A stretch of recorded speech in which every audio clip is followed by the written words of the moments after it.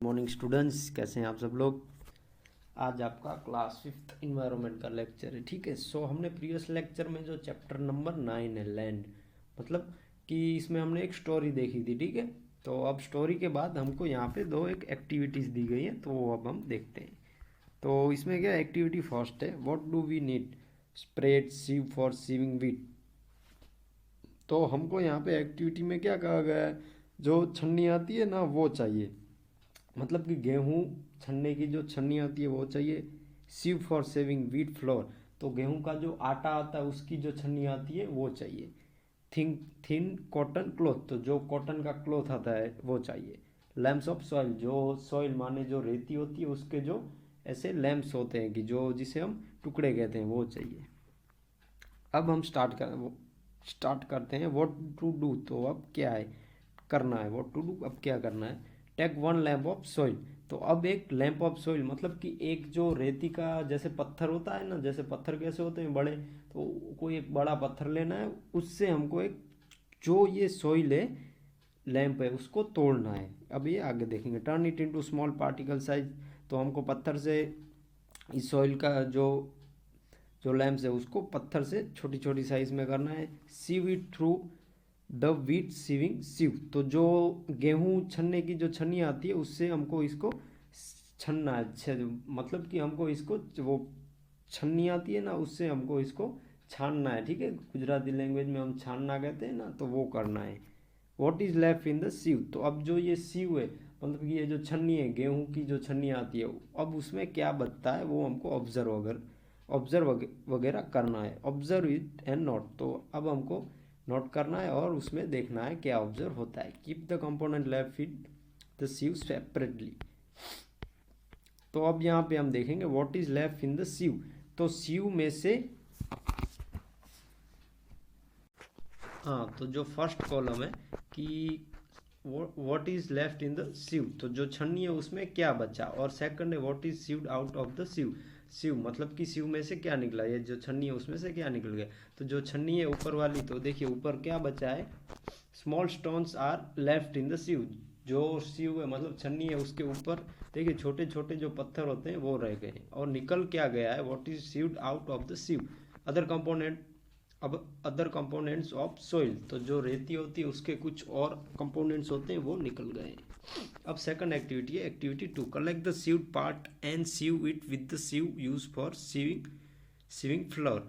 तो अब क्या करना है, जो गेहूं का जो आटा आता है ना, कोई भी आटा है उसको जो छन्ने की जो छन्नी आती है, मतलब कि जो गेहूं का आटा होता है उसके लिए जो छन्नी आती है उसका यूज करना है। ठीक है, what is left in the sieve, keep the collect the sieved part and sieve it with the sieve used for sieving flour। तो देखिए स्टूडेंट्स, अब इसमें क्या है सेकंड एक्टिविटी में कि देखिए यहाँ पे what is sieved out of the sieve, तो इसमें जो कंपोनेंट थे ना कि अदर कंपोनेंट ऑफ सॉइल, तो उनका हमको अब सीविंग करना है। ठीक है, सेकंड एक्टिविटी में सेकंड एक्टिविटी में हमको जो फर्स्ट एक्टिविटी में हमको जो सीविंग की, तो उसके हमको जो अदर कंपोनेंट्स ऑफ सॉइल मिले, तो अब उनकी हमको सीविंग करनी है। When it is what it is left in the sieve observe, तो अब हमको ऑब्जर्व करना है। Keep the component left in the sieve separately, what is left in the sieve, what is sieved out of sieve. तो second में हमने देखा, तो सेकंड में क्या आएगा, what is left in the सीव, मतलब कि सीव के ऊपर क्या रह गया, sand is left in the sieve, जो रेती है तो वो उधर रह गई। ठीक है, ऊपर जो छन्नी में जो गेहूं का आटा आती है उसकी छन्नी में ऊपर वो रह गई। What is sieved out of the sieve, fine powder of soil sieved out of the sieve, तो जो रेती होती है ना उसका पाउडर जैसा फॉर्म होता है वो निकल गया। ठीक है, सीव में से। अब थर्ड एक्टिविटी है collect the second time filtrate soil and sieve it through the cotton piece. तो अब देखिए हमको यहाँ पे जो ये मिला है ना सेकंड एक्टिविटी का सीव में से फाइन पाउडर ऑफ सॉइल, तो वो हमको कॉटन वाली एक्टिविटी में करना है। ठीक है, what is left on the cloth, तो अब कॉटन लेके हमको ये एक्टिविटी करनी है। Observe the filtered component and not separate the component left in the cloth from those filtered from the cloth. तो हमको जैसे फर्स्ट एक्टिविटी में हमने कैसे सॉइल का लिया, फिर फर्स्ट में से हमको जो निकल गया सीव में से वो हमने सेकंड एक्टिविटी में लिया, उसके बाद जो थर्ड है उसमें हम अब जो सेकंड एक्टिविटी में हमको जो fine powder of soil sieved out of the sieve, वो अब लेके थर्ड एक्टिविटी करनी है, ठीक है। कॉटन में what is left in the cloth, तो अब ऊपर क्या रह जाता है, silt in the felt in the cloth, मतलब कि जो सिल्ट होती है, सिल्ट माने मैं आपको समझाऊं तो हाँ, सिल्ट पतली रेती कहा जाता है, ठीक है। जो रेती पतली होती है ना, इस टाइप की रेती रह जाती है। What is filtered out of the cloth, तो fine powder of soil is filtered out of the cloth.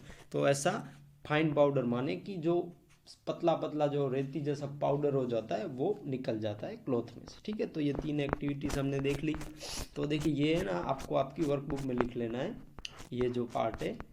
Page number मैं आपको बता देता हूँ कि आपकी वर्कबुक में